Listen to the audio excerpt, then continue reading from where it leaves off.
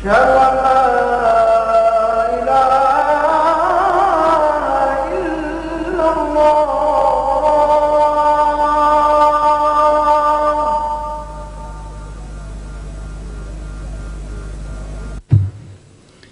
بسم الله الرحمن الرحيم. أيها الإخوة والأخوات. Mes frères et sœurs,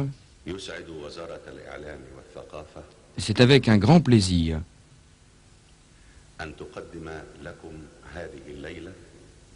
que le ministère de la Culture et de l'Information souhaite la bienvenue dans le cadre d'une série de conférences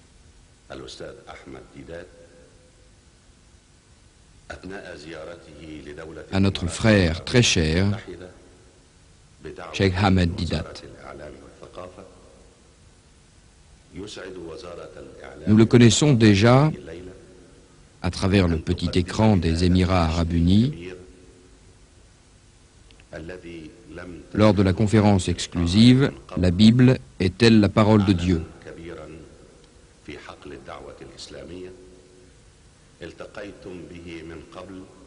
Cette assemblée n'avait jamais eu auparavant le privilège de l'accueillir.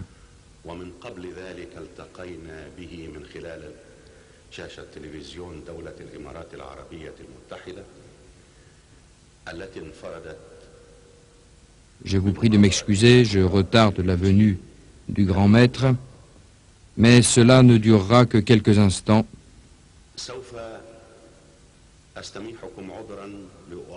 Celui de répondre aux questions qui nous ont été posées à son sujet au ministère.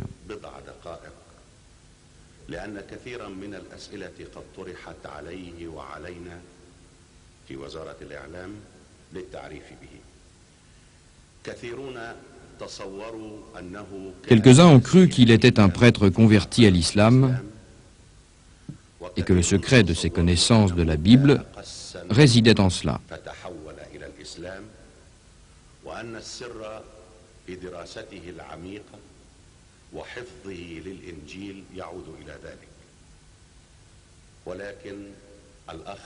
En fait, M. Ahmed Deedat est né musulman, de parents et grands-parents musulmans.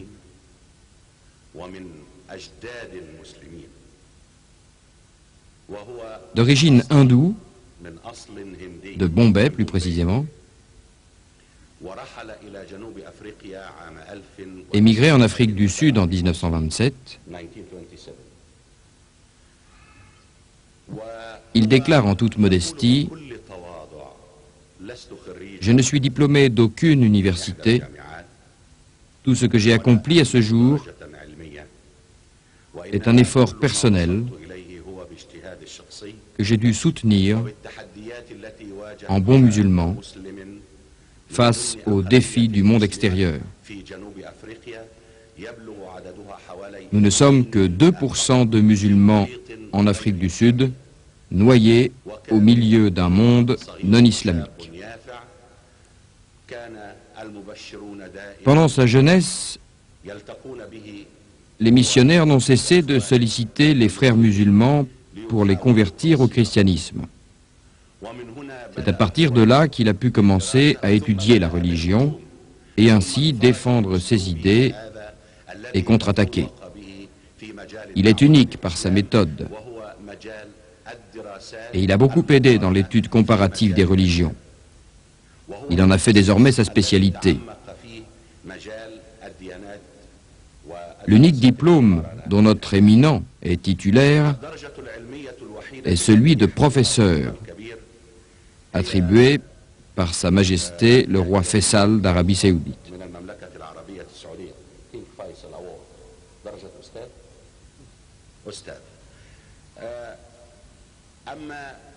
Après cette brève introduction sur notre grand invité de ce soir,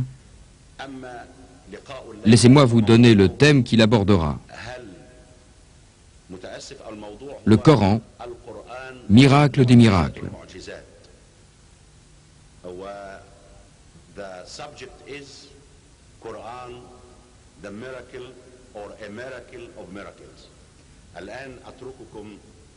Mes frères et sœurs, dans quelques instants, nous allons avoir le plaisir d'accueillir notre grand ami, Cheikh Ahmed Deedat.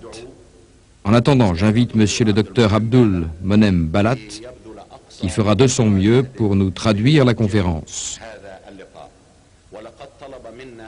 Le frère Ahmed Deedat nous a demandé de ne pas interrompre la traduction.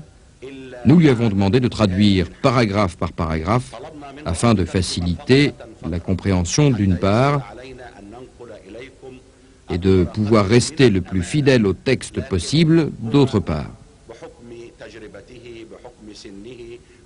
Le Cheikh Ahmed Deedat, avec son expérience, son âge et le flux de ses pensées, veut que personne n'intervienne. Nous respectons donc la volonté de notre grand invité. Ainsi, la tâche du docteur Abdul Monem ne sera pas facile. Maintenant, mes frères et sœurs, nous allons applaudir notre grand invité, Cheikh Ahmed Deedat.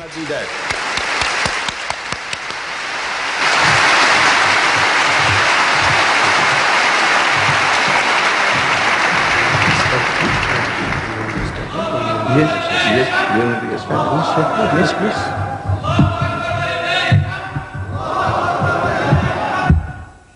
أعوذ بالله من الشيطان الرجيم بسم الله الرحمن الرحيم وقالوا لولا أنزل عليه آيات من ربه قل إنما الآيات عند الله وإنما أنا نذير مبين أولم يكفهم أنا أنزلنا عليك الكتاب يتلى عليهم إن في ذلك لرحمة وذكرى لقوم يؤمنون صدق الله العظيم.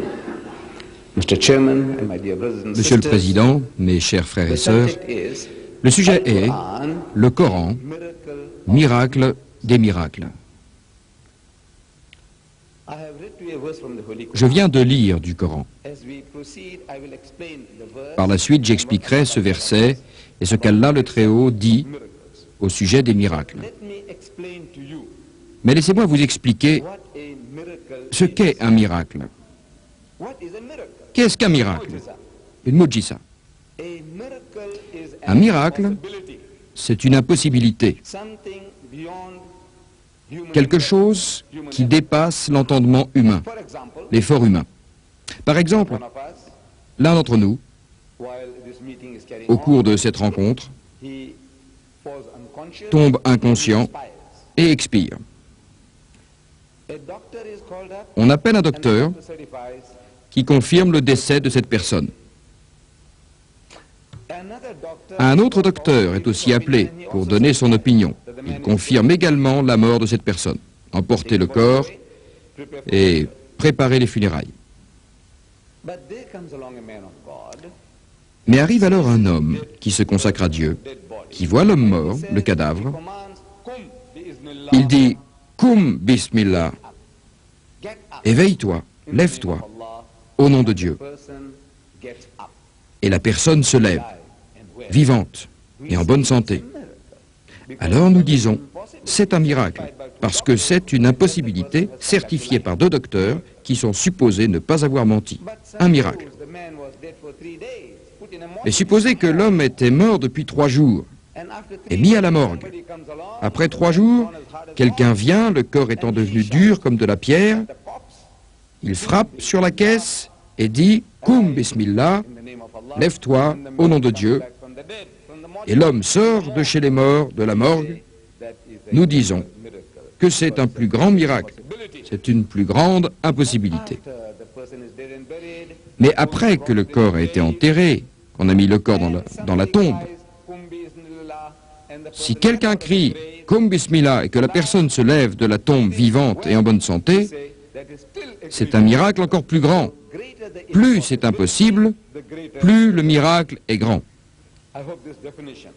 J'espère que tout le monde pourra accepter une telle définition. Dans ce sens, le Coran est un miracle d'éloquence. En effet, vous savez, les nations avant l'islam avaient déjà reçu des prophètes. Et l'humanité avait tendance à demander des preuves par des actes surnaturels. Moussa, paix sur lui, le saint prophète Moïse, le type de miracle qui lui a été attribué était proche de la magie.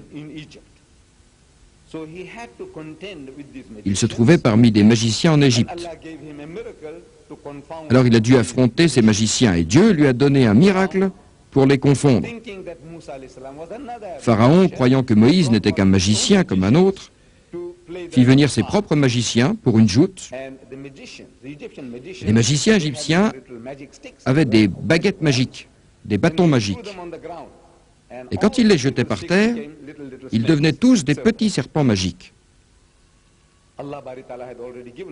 Dieu le Très-Haut avait déjà donné à Moïse, paix sur lui, l'occasion de s'entraîner avec sa canne sur la montagne. Alors il savait quoi faire. Il la jeta et la canne se transforma en un serpent. Et ce serpent avala tous les petits serpents des Égyptiens. Et Moïse, paix sur lui, ramassa alors son serpent qui redevint une canne. Les magiciens égyptiens réalisèrent que ce n'était pas de la magie, ni de l'hypnotisme, ni du mesmérisme. Parce que pour hypnotiser quelqu'un, il faut jeter un sort. Il faut montrer à quelqu'un ce qui n'existe pas, ou créer une illusion.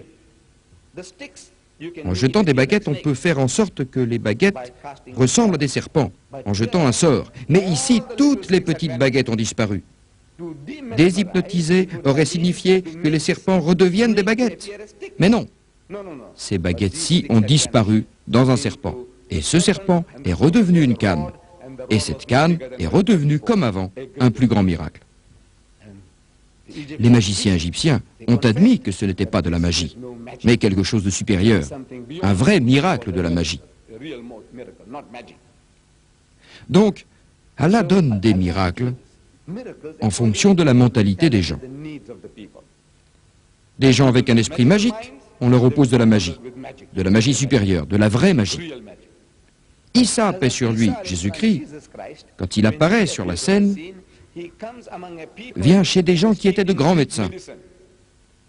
Beaucoup parmi eux étaient de merveilleux médecins. Donc Dieu lui donne le pouvoir de guérir l'aveugle de naissance. Celui qui est devenu aveugle par balle ou par accident ou par infection, c'est tout à fait différent. Dieu lui donne le pouvoir de guérir l'aveugle de naissance et les lépreux, et il rend la vie aux morts, il les revivifie. Bismillah, au nom de Dieu. C'était des types de miracles pour pouvoir aborder les gens. Le prophète Mohammed, que les bénédictions et la paix de Dieu soient sur lui, vient parmi les gens qui étaient fiers de leur langue. Leur langage était leur fierté, leur éloquence, leur poésie. Il disait « Nous sommes un peuple éloquent, nous sommes les Arabes. » Et le reste du monde est adjam, muet. Entrons en compétition, il se vantait. Nous, les adjam. Dans votre langue, combien de mots, de synonymes avez-vous pour le mot « at » ? Peut-être une demi-douzaine. Vous voyez, nous en avons 100 dans notre langue.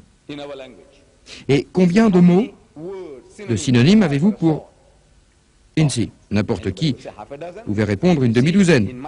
Vous voyez, dans ma langue, nous en avons 100. Nous sommes un peuple éloquent et vous, vous êtes muet, adjam. Donc, quand vous allez chez un tel peuple, le plus grand miracle qu'il donne est le Coran. La première chose est que la langue du Coran, au premier abord, dépasse les gens. Les plus intelligents réalisaient que ce n'était ni de la poésie, ni de la prose, mais quelque chose au-delà de leur compréhension. Et ces gens ont accepté ce fait. Mais laissez-moi vous dire ce qu'un non-musulman, des non-musulmans, peuvent dire du Coran et de son éloquence. A.J. Bell, un Anglais qui a traduit le Saint-Coran en anglais, dit dans sa préface « Chaque fois que j'entends psalmodier le Coran, c'est un étranger qui a juste étudiez l'arabe. L'arabe n'est pas sa langue maternelle. Et il dit, chaque fois que j'entends psalmodier le Coran, cela veut dire, joliment récité, c'est comme aller écouter de la musique. Et le rythme de cette mélodie fluide, la descente répétée, les coups insistants du tambour, ce sont comme les battements de mon cœur. On ne peut pas s'empêcher de respirer plus fort sur les ondulations du Coran. Le révérend Buster Smith, un missionnaire chrétien, qui a écrit un livre sur Mohammed, le mohammédanisme, dit dans son livre sur notre prophète,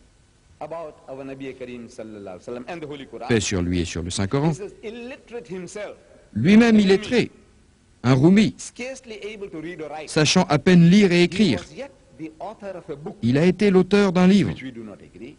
Nous ne sommes pas d'accord. Le prophète, que les bénédictions et la paix de Dieu soient sur lui, n'est pas l'auteur du livre. Mais il dit, selon sa croyance, que Mohammed, paix sur lui, est l'auteur de ce livre. C'est un poème, un code de loi, un livre de prière et une Bible tout à la fois. Et aussi la référence jusqu'à nos jours pour un sixième de toute la race humaine. Un miracle. Un miracle dans la pureté du style, dans la sagesse et la vérité. C'est un miracle revendiqué par Mohammed, un miracle renouvelé tous les jours, l'appelle-t-il. Un miracle vraiment, sans aucun doute, c'est un miracle. Et lui-même certifie que c'est vraiment un miracle.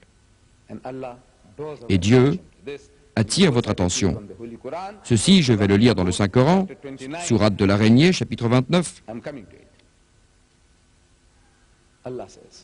Dieu dit, et ils disent, pour les complices, s'il n'y avait pas un signe, un miracle, une mujiza, donné par son Seigneur, c'est une demande. Ils avaient entendu parler des miracles de Moïse, ils avaient entendu parler des miracles de Jésus, maintenant ils veulent une performance similaire du prophète de l'islam. Ainsi, par exemple, ils demandaient au prophète Mohammed un numéro remarquable. Ils pensaient se moquer de lui. Ils disaient, regarde Mohammed, tu dis que tu es un prophète de Dieu, pourquoi ne fais-tu pas de miracles? Comme les prophètes anciens, comme cette montagne d'Uhud, un peu plus loin que la Mecque, pourquoi ne la changes-tu pas en or? Alors nous saurions que tu es un vrai homme de Dieu. Ou élève une échelle jusqu'au ciel, monte dessus et rapporte-nous un livre. Alors, nous admettrons que tu es vraiment un messager de Dieu. Ou fais couler un fleuve dans le désert, alors nous croirons que tu es quelqu'un auquel nous pouvons nous fier. Et ils disent, en réponse à cela, Allah lui fait dire,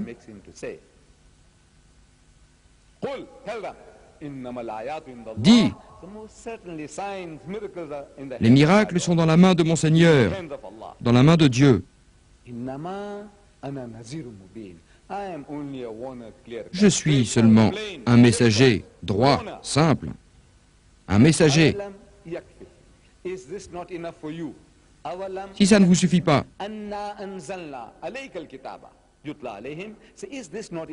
à toi, un ummi, qui ne sait ni lire ni écrire, tu leur répètes le livre. Si ce n'est pas assez comme miracle, vous connaissez cet enfant, Mohammed. Il a grandi sous vos yeux. Et jusqu'à 40 ans, il était comme un de vos enfants. Vous connaissez tous ses faits et gestes, tout ce qu'il a fait. Vous savez tout de lui. Et cet homme qui a toute sa tête vient maintenant vous répéter le livre. Si cela ne vous suffit pas comme miracle, le livre lui-même, dit Dieu, est un miracle. Et c'est vraiment un miracle. Un miracle. En l'occurrence, nous, musulmans, nous croyons que ce livre, Dieu le Très-Haut l'a révélé au saint prophète Mohammed, paix sur lui. Les ennemis de l'islam sont d'accord que ceci est le livre que Mohammed a laissé. Mettez-les devant l'évidence. Ils disent que c'est le livre que Mohammed a laissé, mais ils disent que ce n'est pas là le halam d'Allah.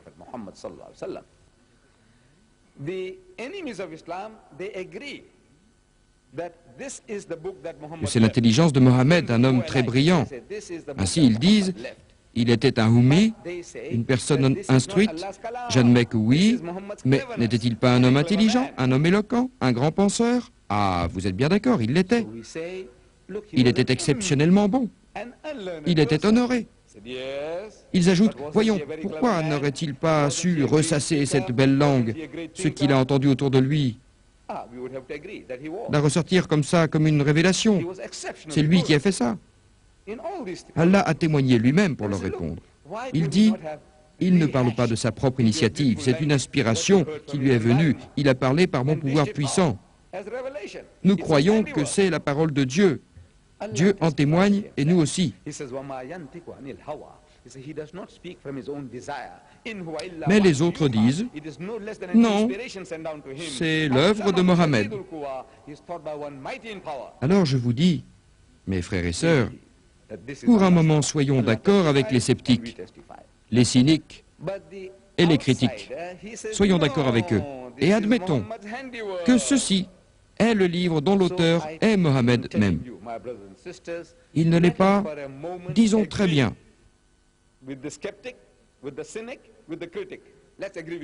Donc vous dites que ceci est la production de Mohammed.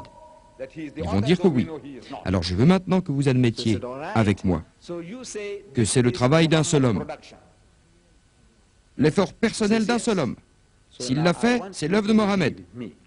Nous n'avons pas la réputation d'admettre cela, que c'est son œuvre. Mais moi, je vous dis d'accord.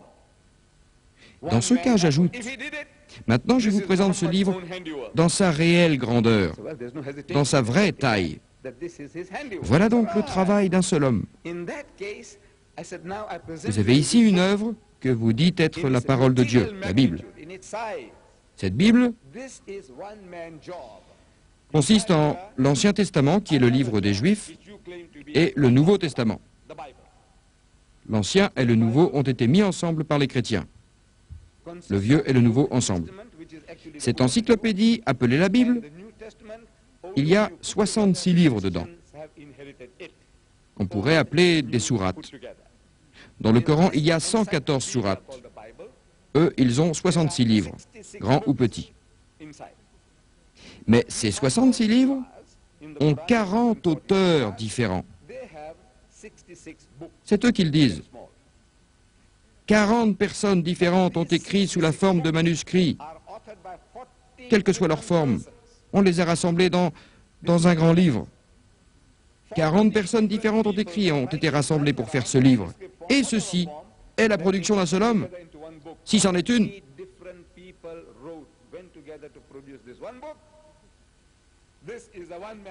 je prends ces livres rassemblés dans la Bible.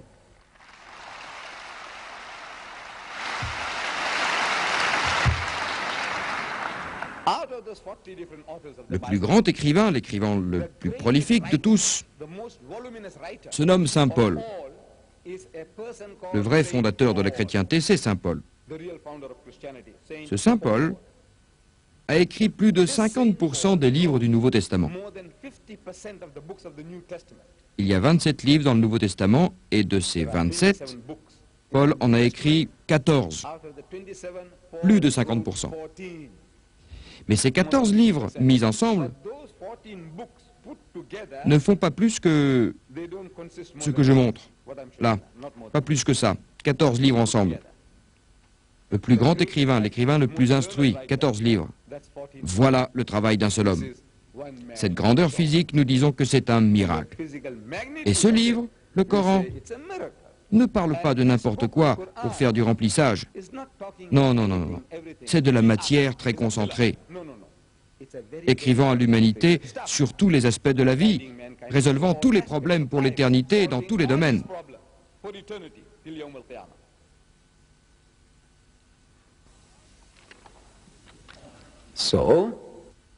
Donc, j'y reviens. Allah dit, n'est-ce pas assez pour vous que ce livre ait été donné à cet homme, un ummi? Mais alors, que dire du contenu de ce livre? Vous savez, dans ce livre, le Coran, quelques-unes de ces choses que je vais vous démontrer, le sujet est si vaste qu'il faudrait plusieurs conférences pour nourrir, pour couvrir le sujet. Et je ne veux pas vous retenir jusqu'à minuit ou jusqu'au petit matin. Je ne peux pas. Mais rien que sur la loi, je peux parler ici jusqu'à 1 ou 2 heures du matin, mais je ne crois pas que ce soit bien, ni pour vous, ni pour moi, de faire une telle chose. Alors, je vais devoir couper beaucoup de choses, car moi, qui ne suis pas un spécialiste, je peux vous citer une douzaine de miracles différents dans le Coran. Les savants peuvent vous citer une centaine de choses miraculeuses dans le Coran. Moi, un amateur, je peux vous en citer une douzaine. Et je n'irai pas toutes les chercher ce soir. Mais je vous en donnerai quelques-unes. Numéro 1. Le concept de Dieu le Très-Haut. Vous savez, nous connaissons Allah par ses attributs. Et Dieu les donne dans son livre. Nous n'avons pas à les créer, ces attributs, à les concocter nous-mêmes pour dire ce qu'est Dieu. Il nous dit ce qu'il est. Il est Al-Haman, Al-Hamim, il est Al-Malik, il est Al-Qudus, il est Al-Salam, il est Al-Mumin, il est Al-Mu'amin, il est Al-Aziz, Al-Akbar, Al-Mutakabir. Il les donne. Allah les donne dans son livre. 99 beaux qualificatifs. Comme autant de jalons. 99 attributs dans toute leur gloire consacrée. Allah un grand lustre, Allah un nom propre, Allah 99 attributs et un nom propre, Allah. Ça fait 100. J'ai demandé à des gens instruits, des docteurs, des hommes de loi, des philosophes, quand j'en rencontre, dites-moi maintenant, j'aimerais savoir de votre bouche combien d'attributs croyez-vous pouvoir donner à Dieu. Allez, essayez. Essayez. Ils répondent, eh bien, il est notre Père qui est dans les cieux. Oui. Il est le Père aimant. Oui. Ne soyez pas timide.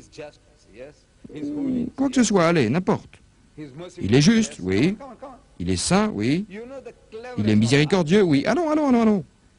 Vous savez, le plus intelligent d'entre nous, le plus intelligent de l'humanité, le plus instruit d'entre nous, ne peut pas dépasser la douzaine.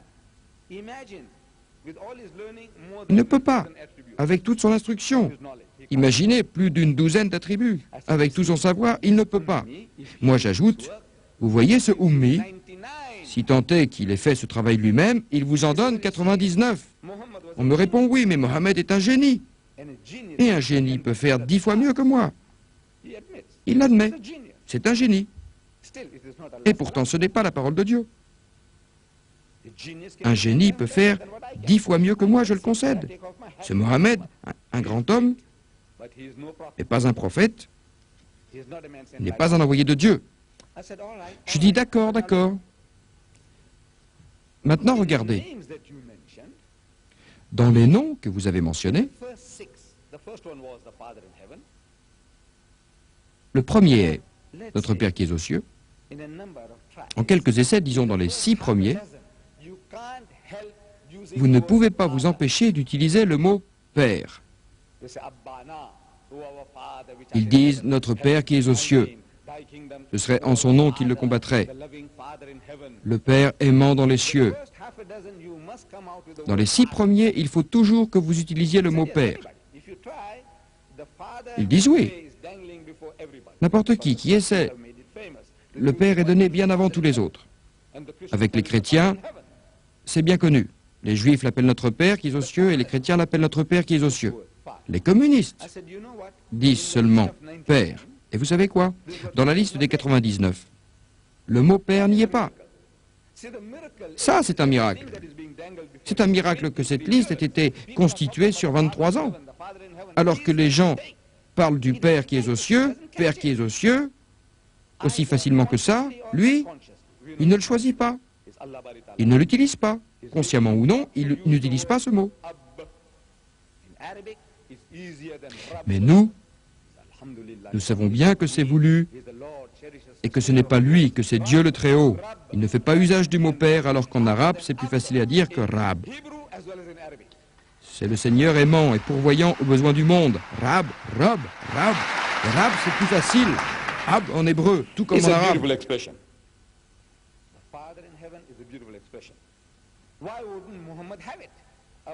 C'est une très belle expression. Notre Père qui est aux cieux, c'est une très belle expression. Pourquoi Mohammed ne l'aurait-il pas utilisé?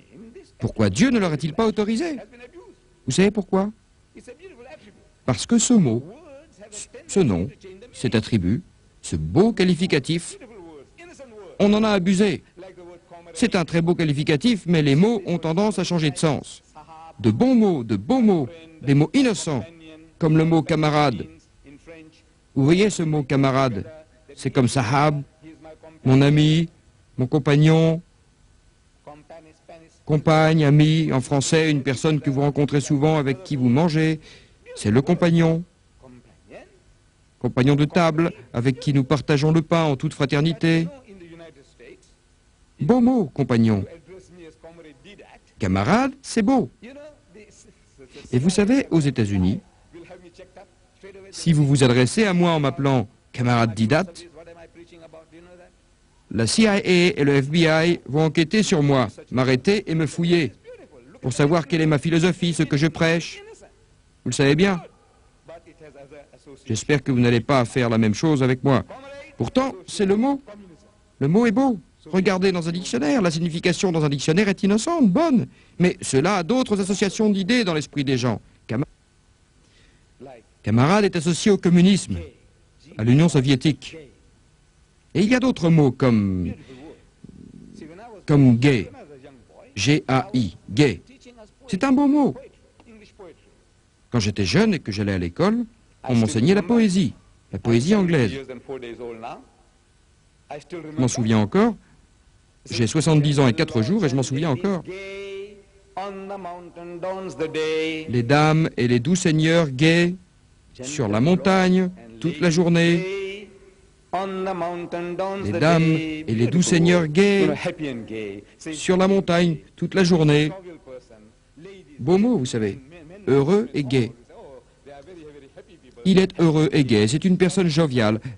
Les dames et les messieurs, les femmes et les hommes, tous ce sont des gens très heureux, heureux et gais. Des gens joyeux, joviaux. Beau mot. Mais maintenant, ce mot a une connotation tout autre. En grandissant, j'ai lu les journaux et j'ai lu que ce mot gay semblait louche. Mais de quoi parlait-il? Gay. Gay. Ce n'est pas le gay que j'ai appris à l'école. Il y a quelque chose de louche. Pendant longtemps, je n'ai pas compris. Il y avait quelque chose de louche. Vous savez, chaque fois que je lisais le mot gay dans les journaux, je ne comprenais pas. Un si beau mot, qu'est-ce qu'il y a? De quoi parle-t-il? C'est louche. Pourquoi? Parce que j'utilisais ce mot gay. Aujourd'hui, si vous dites que le président de l'Assemblée est heureux et gai, vous savez ce que ça veut dire? You see, innocent word. Vous voyez, des mots innocents, de beaux mots, ont une toute autre connotation. Dieu dit dans le Coran,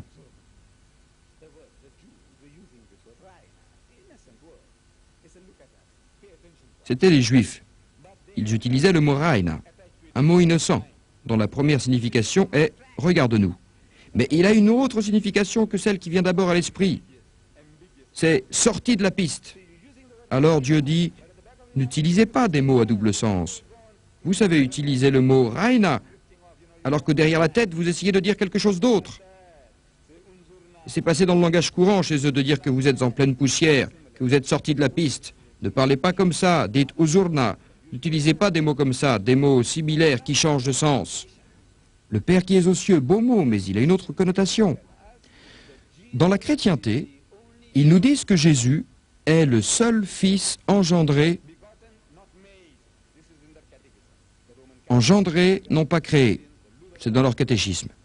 Les catholiques romains, les anglicans, les presbytériens, les luthériens, les méthodistes, tous, dans leur catéchisme, les principes religieux qu'ils diffusent dans la rue ou qu'ils enseignent à leurs enfants dans leurs églises, ils disent que Jésus est le seul Fils engendré, non pas créé. Ne vous méprenez pas, ce n'est pas comme Adam. Adam, paix sur lui, a été créé par Dieu. L'âne et le bœuf ont été créés par Dieu. Ils disent que Dieu est le Créateur. C'est lui qui nourrit et pourvoit aux besoins. Le Rabbalamin. Mais Jésus n'est pas comme ça. Il a été engendré, non pas créé. Et s'il y a un sens à ça, c'est quoi? Ils attribuent à Allah le Très-Haut une nature humaine, les lois et le fonctionnement du sexe. Et Allah réagit très fort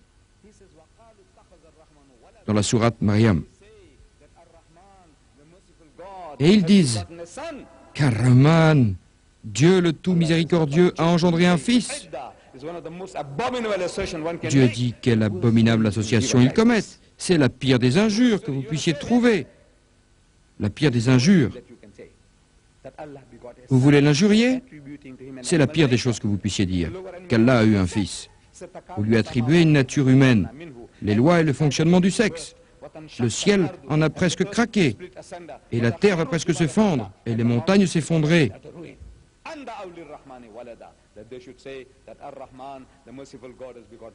Lorsqu'ils disent « Rahman, Dieu le tout miséricordieux a eu un fils », la pire des injures que vous puissiez dire, au point que le ciel ressent cette injure.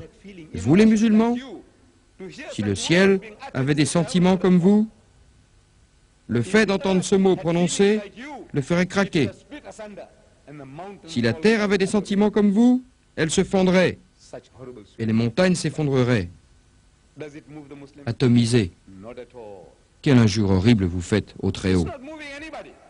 Est-ce que cela émeut les musulmans? Pas du tout. Cela n'émeut personne. C'est étonnant. C'est une situation étonnante. Vous voyez dans le monde non arabe, les musulmans du monde non arabe, 90% des musulmans du monde ne sont pas arabes. Ils ne connaissent pas l'arabe. On nous a appris le Coran par la lecture, nous le lisons. Parfois, nous le lisons d'une façon bien plus belle que beaucoup d'arabes. Certains sont hafiz. Ils le connaissent en entier, par cœur. Mais nous n'en comprenons pas un mot.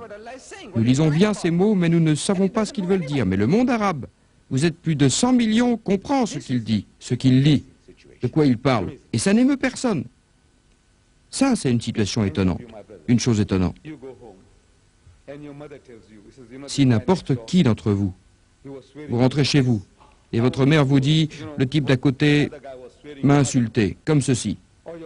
Je ne dirai pas les mots, vous savez quoi. Le type là a insulté votre mère. Ou votre femme vous dit, tu sais, le type d'à côté, il m'a traité de tous les noms. Je vous le demande, pouvez-vous encore manger? Pouvez-vous dormir? Non. Ce qui se passe, c'est que vous voulez lui tirer dessus. Qu'il passe 2 semaines KO, lui faire sa peau, non? C'est ce qu'on ressent pour notre sœur, notre femme, notre fille. Et nous disons que nous aimons Dieu plus que tout cela. Et pourtant, quand ils l'insultent, qu'ils utilisent ces mots, rien, rien, pas de réaction. Vous savez quoi? Ceux qui sont courageux, ce sont les autres. Nous sommes des morts vivants. Des morts vivants. Nous sommes sur le Sirat al-Mustaqim. Mais nous sommes des gens morts, nous sommes des morts sur la bonne voie. Les autres, les ennemis, ils sont sur la mauvaise voie, mais ils sont vivants. Ils sont vivants sur la mauvaise voie, et nous, nous sommes morts sur la bonne voie. So Allah reacts. Allah reacts. Alors Allah réagit. Allah réagit. La pire des injures que vous puissiez dire, c'est cela. Nous, que faudrait-il que nous fassions? Je réponds à cela, leur parler, le leur dire. Je ne dis pas de les injurier, de leur tirer dessus, de les tuer, de leur envoyer la troupe. Non, non, non, non, non. Allah dit, emploie, toi, par la sagesse, par l'exhortation douce, à appeler les hommes vers le Seigneur. Discute avec eux sur un ton modéré. Dieu seul peut discerner ceux qui s'écartent de sa voie et ceux qui la suivent de près. Et moi j'ajoute, tendez un hameçon. Je vais en Occident, je vais en Angleterre, je vais en Amérique et je leur parle. Je leur dis, vous savez, l'anglais est une langue étrangère pour moi, et ça l'est effectivement, c'est une langue étrangère. Je l'ai acquise. Saviez-vous, parce qu'ils ont conquis mon pays et que je suis allé dans une colonie britannique. Alors ils m'ont appris l'anglais et je parle anglais. Si les Français avaient conquis mon pays, j'aurais parlé français. Si les Espagnols avaient conquis mon pays, je parlerais espagnol. Mais vous, les Anglais, les anglophones, vous avez conquis mon pays, alors vous m'avez appris à parler l'anglais, bien que ce soit une langue étrangère pour moi. Je voudrais que vous m'aidiez, c'est votre propre langue. Vous dites dans votre catéchisme, Jésus est le seul Fils engendré. Engendré, non pas créé. Je dis, s'il vous plaît, expliquez-moi ce que vous essayez de mettre en évidence. Vous voulez dire quelque chose de spécial? Vous voyez, je peux appeler ce jeune homme et dire « Tu es mon fils », et je suis sûr que l'enfant ne se fâchera pas. Ni son père ni sa mère ne se fâchera si je l'appelle mon fils. Et si quelqu'un me demande s'il est vraiment mon fils, je dois répondre non. Vous voyez, ce jeune homme, je l'aime depuis qu'il est enfant. Il vient me rendre visite comme un petit-fils, c'est pourquoi je l'appelle mon fils. Et il m'aime comme un père ou comme un grand-père ou comme un vieil oncle. Il m'appelle mon oncle ou grand-père, c'est la même chose. C'est une relation. Et si au lieu de cela, je réponds « Oui, il est le fils que j'ai engendré », vous voyez ce que je suis en train de dire? Ce que j'insinue? J'insinue que c'est un enfant illégitime et qu'il n'est pas le fils de son père mais le mien, que je suis responsable de sa naissance. La pire des injures à faire, c'est ça. Si vous savez ce que cela veut dire. Donc, je veux simplement savoir sur quoi vous voulez mettre l'accent, c'est tout. Que pouvez-vous me dire, s'il vous plaît? Expliquez-moi. Par Dieu, je vous le dis, vous ne rencontrerez aucun anglophone capable de vous l'expliquer. Vous ne pouvez rien lui demander de plus difficile que de le supplier de vous expliquer ce qu'il essaie de dire, ce qu'il veut dire quand il dit « engendrer, non pas créer ». Que voulez-vous me dire par là? Comment cela se fait-il? Dites-le-moi. Celui qui s'est approché le plus d'une tentative de réponse, c'est un Américain. Vous savez, les Américains sont assez militants. Oui. Il faut être entraîné, ils s'accrochent. Et les gens combatifs, c'est un bon matériau, c'est le meilleur matériau à battre. Pas diplomate. Ils battent la campagne, ils se battent sans vous donner des coups par derrière. Pas hypocrites, ils vont droit au but et mènent une bataille intellectuelle. Et les Américains sont bons là-dedans. Ils sont comme ça. Cet Américain, je l'ai rencontré alors qu'il visitait la mosquée. Il se trouve que j'étais avec d'autres dans la plus grande mosquée de l'hémisphère sud, dans ma ville, à Durban. J'ai discuté avec lui, et quand nous avons abordé le sujet, je lui ai posé la question, puisque je l'avais déjà posée, mais que personne ne savait y répondre. Je lui ai demandé à cet Américain, que voulez-vous dire quand vous dites engendrer, non pas créer? Voulez-vous bien m'expliquer?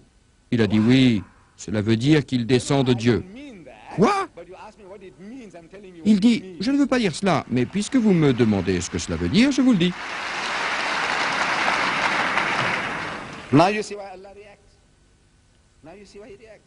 Vous voyez pourquoi Allah réagit.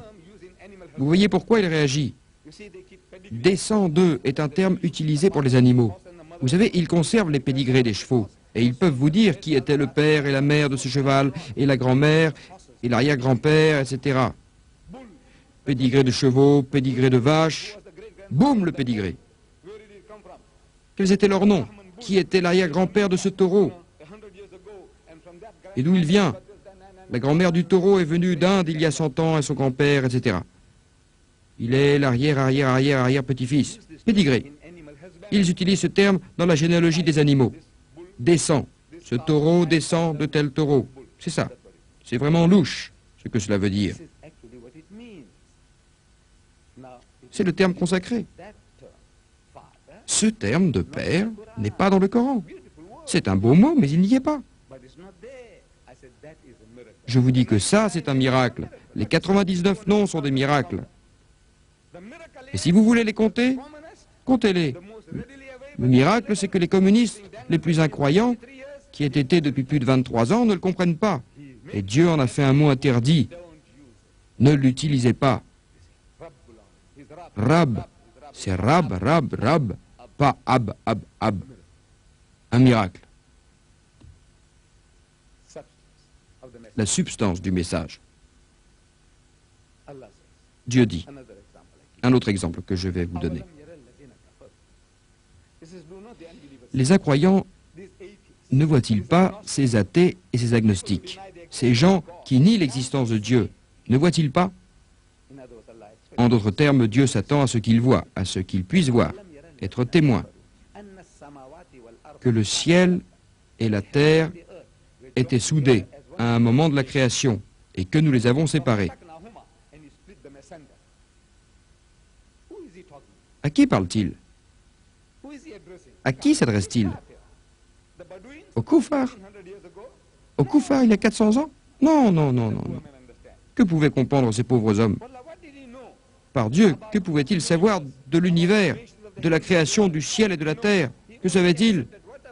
Ils ne faisaient qu'accepter ce que Dieu disait. Si telle était la parole de Dieu, nous entendons et nous acceptons, nous croyons.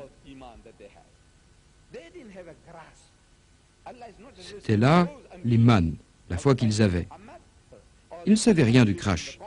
Dieu ne s'adresse pas aux pauvres incroyants du temple de Mohammed ou aux incroyants du Congo ou aux Esquimaux qui peut-être ne croyaient pas en Dieu. Non, non, non, non, non. Il parle aux scientifiques, aux hommes instruits qui n'expliquent pas au monde la pureté de la création. Que ces astronomes avec des télescopes puissants qui regardent l'espace et analysent les mouvements dans le ciel et qui vous en parlent comme s'ils l'avaient fait,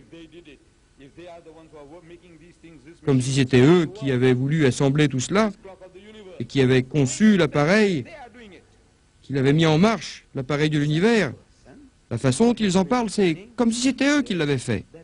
Des gens aussi importants, avec autant d'instructions, disent que cet univers a commencé à exister par un Big Bang, il y a des milliers d'années. Ce qu'ils observent, ils remarquent que les corps célestes s'éloignent d'un lieu unique, quelque part, et vont en s'éloignant de plus en plus et dans toutes les directions, loin, loin, loin, comme un ballon, quand vous le gonflez. Il devient de plus en plus gros, c'est quelque chose comme cela qui se passe dans le ciel. Cette galaxie, le fait qu'elle s'éloigne de plus en plus vite, une fois qu'ils atteignent cette vitesse de la lumière, presque 300 000 km par seconde, une fois qu'ils atteignent cette vitesse, nous ne pouvons plus les voir, car la lumière est à l'origine, ne nous parvient plus, elle est partie. Donc nous devons découvrir des télescopes plus gros et de meilleure qualité pour pouvoir voir. Ils se demandent comment ne pas rater le coche. Donc vous voyez, cet univers a commencé d'exister par un Big Bang. C'est la théorie du Big Bang. Qui dit ça? Les scientifiques les plus instruits, les astronomes. Mais d'où ont-ils tiré cette drôle d'idée? Ce conte de fées du Big Bang. Non, non, non, non, non, ce n'est pas un conte de fées, c'est un fait démontrable. Nous pouvons le démontrer. Vous montrer ce qui arrive et de là, nous pouvons tirer des corollaires. Si nous avions une caméra et que nous la mettions dans l'univers, ici, pour voir ce qui se produit et qui ne reviendra pas, les corps qui sortent, le ballon, si on pouvait le dégonfler, on verrait qu'il reviendrait au point initial. Donc, il y a eu un Big Bang. Quand a-t-on découvert ça? On vous répondra hier, parce que 50 ans, c'est hier pour l'histoire de l'humanité. Qu'est-ce que c'est 50 ans? Rien du tout. Un homme illettré dans le désert, une personne qui ne savait ni lire, ni écrire, une personne qui ne savait pas signer son nom, ne pouvait pas connaître ça, n'est-ce pas? On va vous répondre, non, impossible, un tel homme ne connaissait pas l'astronomie, n'avait pas les instruments nécessaires, n'avait pas de télescope, rien, dans le désert et parmi des gens illettrés. Et il vous le dit, cet homme du désert, il y a à peu près 1400 ans.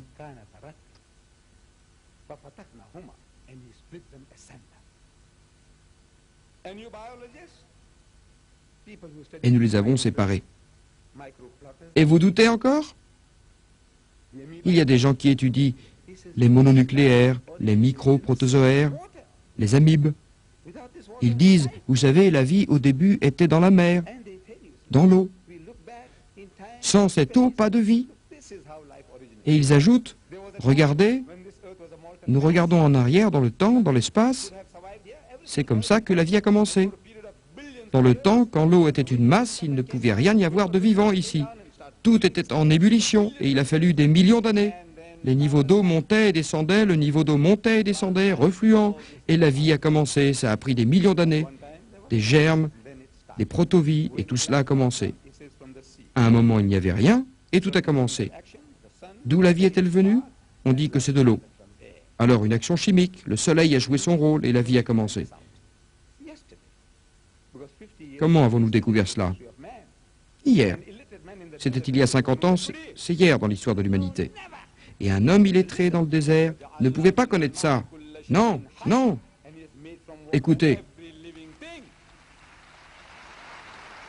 Et il a fait de l'eau toute chose vivante. Say, afala yu'minun. Will you then not believe? Who? You, men of science. Ne croirez-vous pas? Learning. You kafir. Qui? You atheist. Vous, You les agnostic. scientifiques, Why can't vous, you les gens instruits, vous, les koufas. This